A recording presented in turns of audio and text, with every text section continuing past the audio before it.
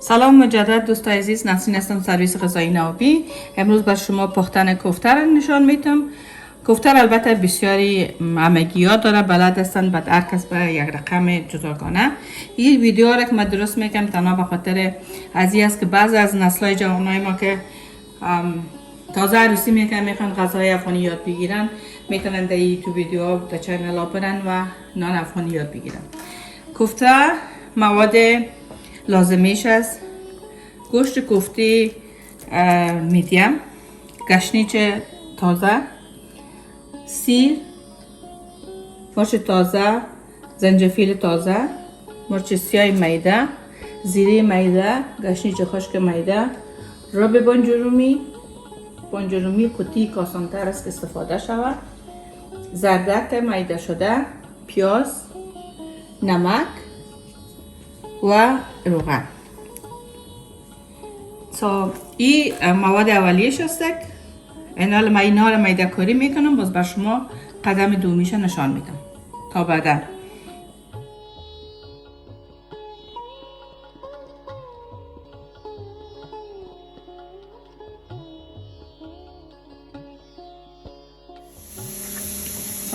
مواد میده کردیم، حالا طریق مکس کردنش براتون گرد کردنش رو نشان میدم.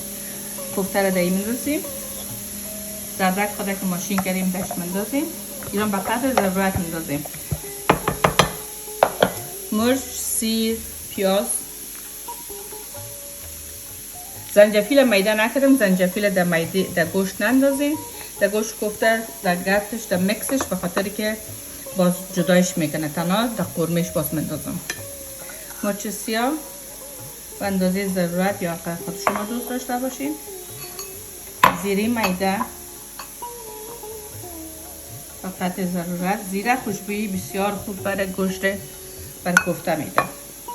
این گشنیج خشک، نمک، ایره بر 10 دقیقه مکس میکنیم. این تمام مواد گوشت کوفته را گرد کردیم، یک ذره هم پیش خود میمانیم که کوفته درست بچسبه. کوفته خردتر درست کنین به دلیل از اینکه اگر مثلا چند قسم نان داشته باشین کوفته بسیار کلان باشه، نیمیشه میخورن نیمیش میمانه، عیف نان میشه، عیف گوشت میشه. از او خاطر بهتر است که کلولای خردتر درست کنین. اگر یک نفر خواست میتونه 2-3 تام بگیره، واسه وقت فرق نمیکنه. طریق کلولا کردنش بسیار آسان است و ببینید چقدر گوشت خوبیش است، اصلا چربیش در دست معلوم نمیشه.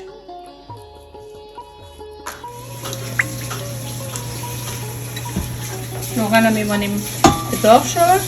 کمی که داغ شد پیاز خودم میدازیم. پیاز من که گفتم قبلا گفتم پیاز گلابی شده کریپی فراید انیون است که کریسپی فراید انیون است که طعم قورمه یا چی باشه او رو خوب میسازه و سرخ شدنش هم آسان است. به اندازه ضرورت میندازم.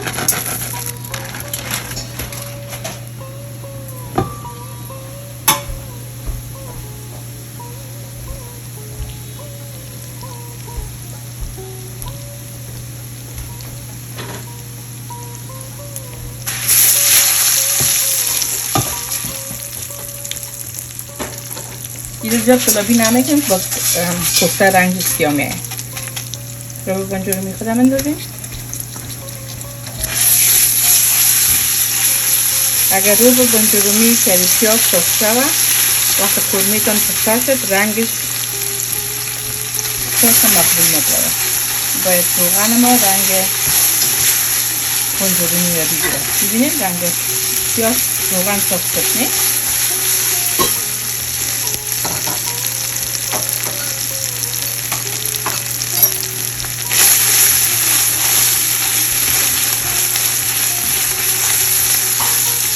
جایتان خالی خوب بوش برامد. بانجرومی قوطی میندازم، رچش هم میگیرم به خاطر که کلولای بانجرومی در زیر دانتان یا در بین کاسه نکنه. اینم به اندازه ضرورت.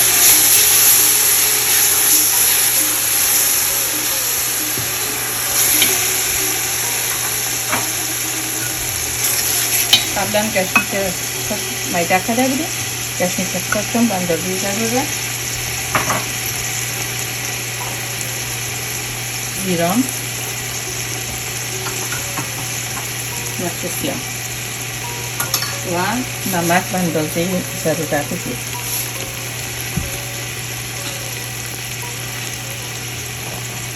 قبلا گفتیم که زنجفیل تازه را در میده خود کوفته نندازیم، دهی بندازیم که مثلا میگن که برای گوشت گوساله و گوشت گویا اگر آدم داشته زنجفیل پرده خوبه.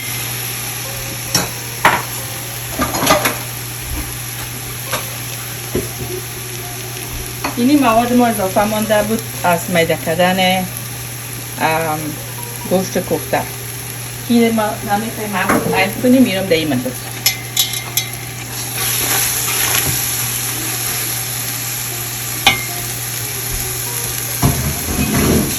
نلعوه توفه میکنیم. این هم میشت گوشت.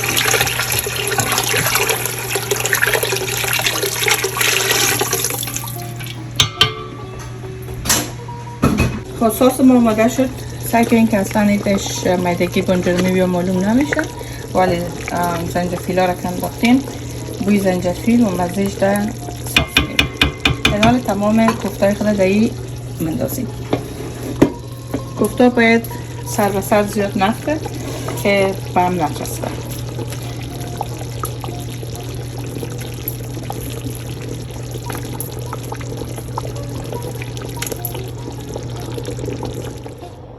خب کوفته رو کلش انداختیم.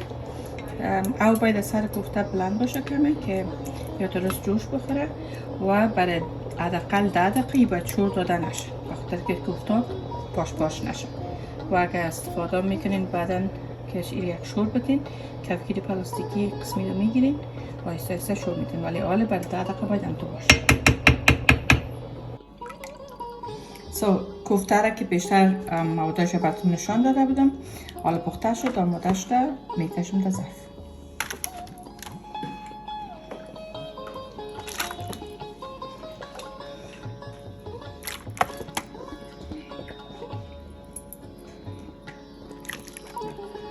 کشیدمش تقریبا 35-40 دانه شده و کافی است برای تقریبا 15 نفر که در پولشون دیگه چیزا داشته باشه. ولی بعضا دوستان درش دال نخواد و چیزام پرده، ولی چون من ماش پلاو درست میکنم بعض امروز که این ماش پلاو باز دال نخواد یاده خوب نمیگه. نوش جانتون تا ویدیوی بعدی.